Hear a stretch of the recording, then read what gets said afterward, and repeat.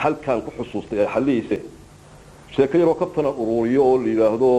xumaan weyga halkeeda xigta waa inaga oo laga yaabo qaarkiina BBC da kale dhageystaan oo mar in ka taabanaya ayaan kaga hadlay guud ahaan qadiyada gaar ahaan anaga lagu saabsan oo aan dulmar ugu sameeyay qolada BBC da waxaan jeclaan lahaa markaa sida lagu xaliyo aan kaga hadlay sheekada lafteeda in almaankiina mar laba hadana siigada ku xusuusataan dadkan hadda ka sheekeynaysan ee dadka la habsooco مصيبة هذا يكون عظيم وين كيف فكرتها قوار من مصيبة يكون عظيم مسؤولية قوي يا كدم بيجي وأنا كان قاري سيد صلى قبل حكرا حقوق كل عايز ميد أبداء ميان شيل كان مرة بيجواني رعفان لهاني كصوب حي هذا يجوا قلاتني تين هذا يهرد أنو تاجنا وحن شعلان لها إلى النقطان يدوك قرصورة ياشي أنا جنا يجوا قلاتني هذه النقطة قريقان كي يجري حير إلى عليه dadka yu xidhanyiina waa qabaa'ilka ee dabadna xukuntaan cidii gardaran waxaanu nahay walaal adigu aabaha doonta bay noo bixiyo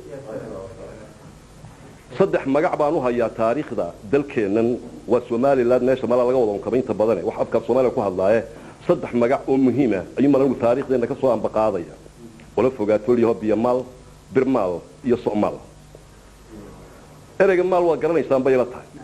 وكن ولا شها وحياة ولا ديجتو سؤال معناه يدو حويان حوله برمال نبمر بالعدود يشاء ويروحوا جيستايه أيها واو حسبضي وابو حسبضي لحلكي أبيه يدحلكي ولا له يتسدكي سيوح رنبو حرك وضع شفتي صوت كموت شوقين تاسو كليه وحسيه لي ولبا خلومر حق فرسمضة ووحو أبو ري فردكو طلش أما إنه تولى أبوه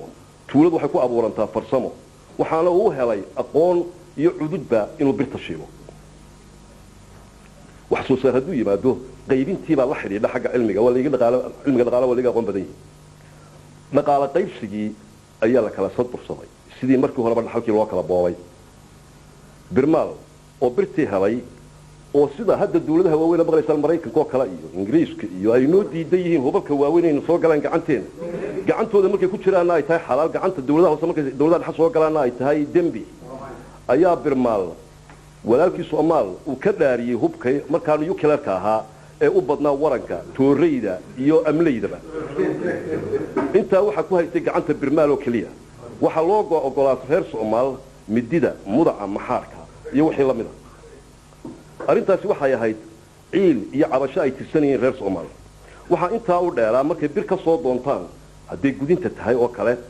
waxay lahayd sharciyo marka aad u qalabsan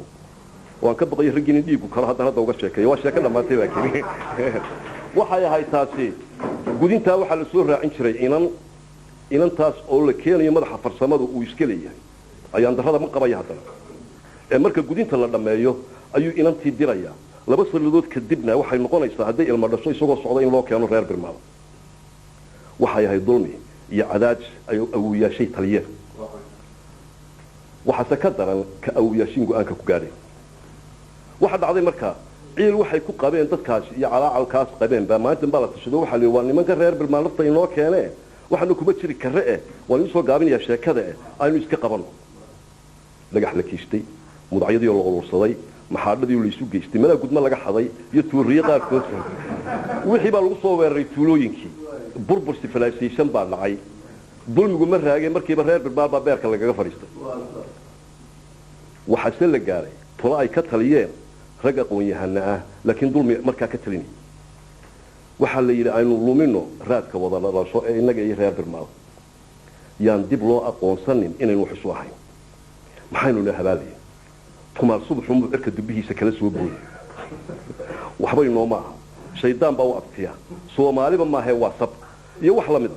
oo ma kasta laga dhargiyay oo laga yaabo qaarkiina maankooda inay hadda ku jirtaan waxa la yiri yaa laba dambe isu imanin oo aan tala dambe yeelane farsamo kama maaranne ha loo kala qaybiyo jilbadeen xukunka noocaasa ayaa reer birmaal ku dhacay racfaankiisiba u fadhidaan hadda رجينا هالك فرليها والرعفان كيس بوحو فرليها رعفان كيسي